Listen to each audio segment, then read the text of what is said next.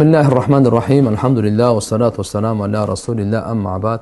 Hormatly musulman bir toğan. Mına Ramazan ayının akırkı 10 gün içinde turabız.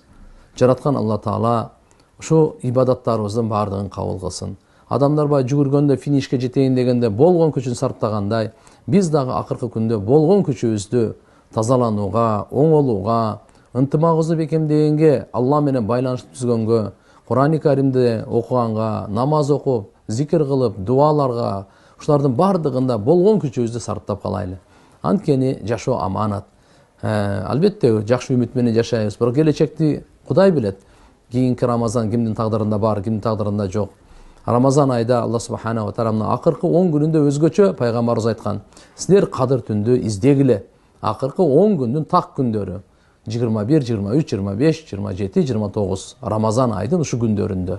Bunday деген азымдаке кече түн өтүп кетти. Бүгүн эми аракет кылып эртеңден баштап акыркы 10 күндү бардыгын эле уктабай эле кадыр түн тесип коюшубуз керек да. Андыктан келиңиздер көбүрөөк Кур'ан окуйлу, көбүрөөк бири-бирибизге дуа кылайлы, бири-бирибизге текеберленбейли, көрө албастык кылбайлы, бири-бирибизге жакшы сөз сүйлөйлү, болбосо унчукпайлы, бири-бирибизге пайда жеткирели, болбосо зыян жеткирбейли, бири-бирибизди мактайлы, болбосо жамандабайлы. Жараткан Алла Таала баарыбызга жар болсун, тагдырыбызда тагдырларыбызга көптөгөн Рамазан айын кадыр түндөрүн жазган болсун. Ассаламу алейкум ва рахматуллахи ва баракатух.